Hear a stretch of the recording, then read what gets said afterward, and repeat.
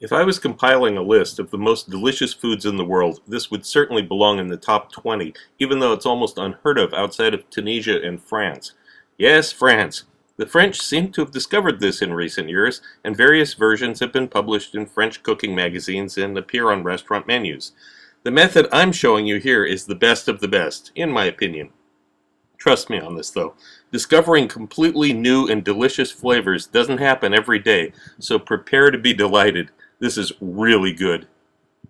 And we're going to blanch this lemon. This will remove the wax that they always put on the outside of lemons. It'll also clean it up. Leave it in here for just like a couple minutes. Wipe it down. Make sure we get as much of the wax off it as possible. We're going to slice it lengthwise.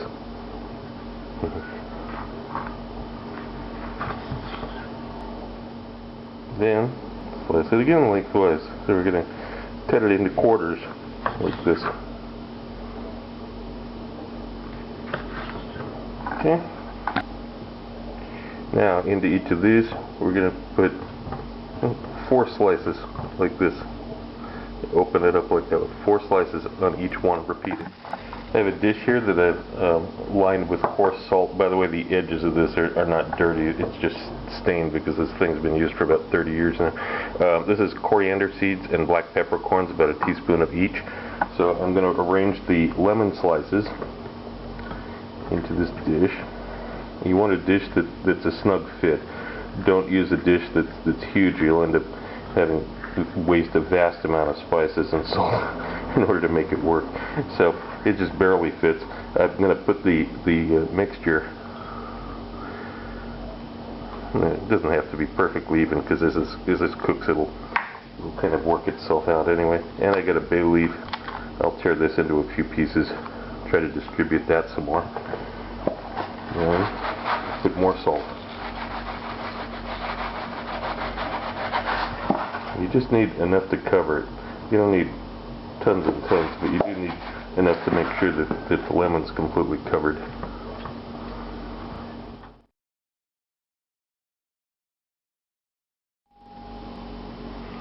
Okay, it was in the oven for 4 hours, and now I'm going to dig these lemons out of here.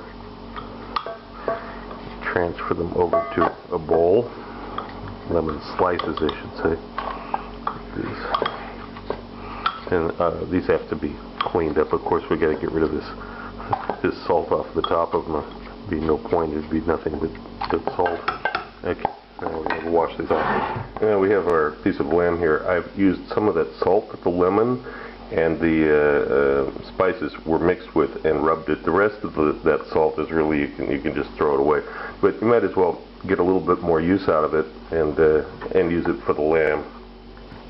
Into heavy pan. This is actually a non-stick pan, even though it looks like it's cast iron in the video. Probably it's non-stick. Pan's hot. We're going to sear both sides of the lamb.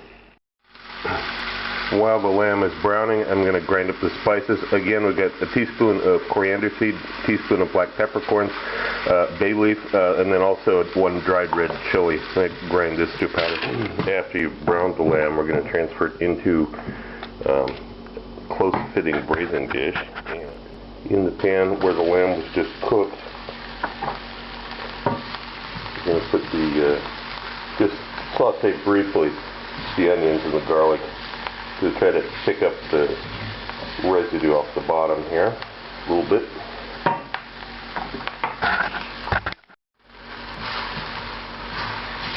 We don't want to brown these. We're just quickly sauteing them just to get fragrant for just like 30 seconds. That's all. 45 seconds. Now I'm adding water to this. You could also add lamb stock if you had it. Water will work fine here.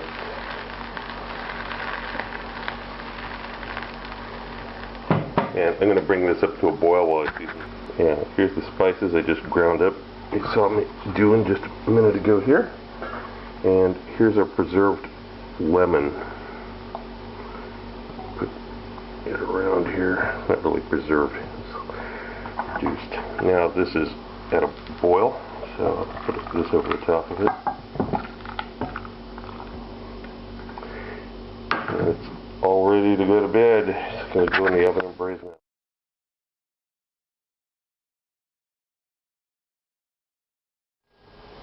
And eventually the long braise time comes to an end. And what it looks like, we're going to take the lemons off and sieve the liquid off. Pull the lemons off. These are really soft now. And this meat is so soft there, the bone just pulls out of it. I'm going to discard that. And then we strain the liquid off to fat separating pitcher. And the stock on the bottom level, we're going to keep. The top fat level we're just going to throw at this point. Okay, the stock that was drained off of the lamb, or the cooking broth, braising liquid, whatever you want to call it, it was strained. It went into a pot with the same weight of lamb. I had when I finished cooking the lamb, it weighed 400 grams, so I cubed up 400 grams of potatoes.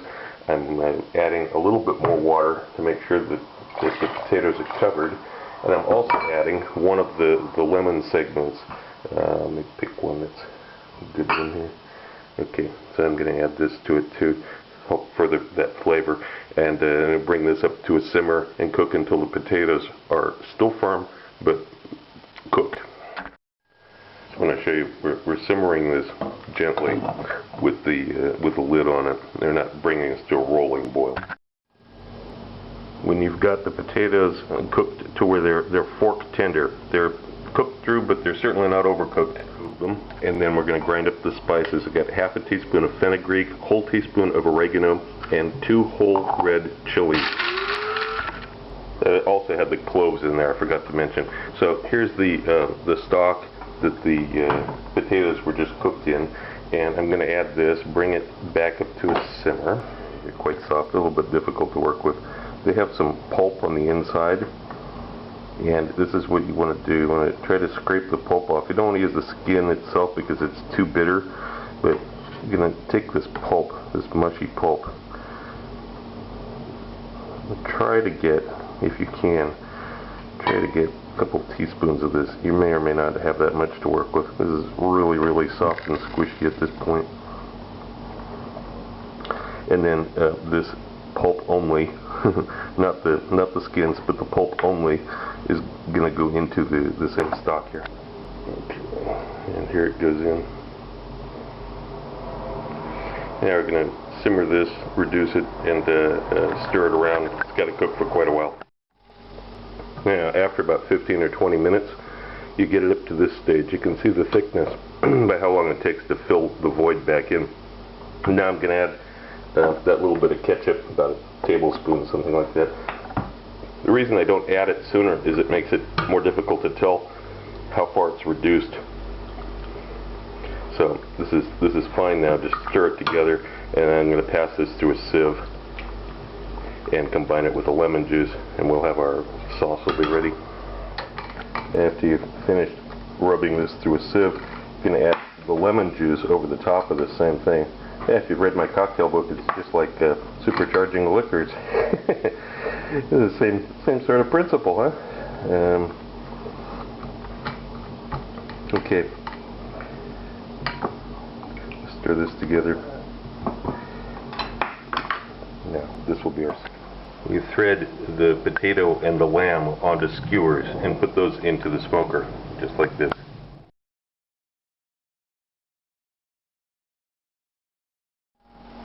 And after it comes out of the smoker, I'm going to dress it with some of the sauce. Putting it under a bowl because we don't have that much sauce and we need to recycle it.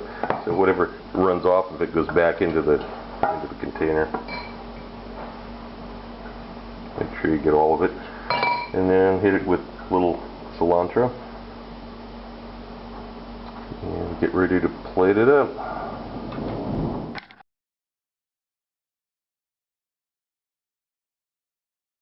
Also look for my cocktail book, Cocktails of the South Pacific and Beyond, Advanced Mixology, available through Amazon online.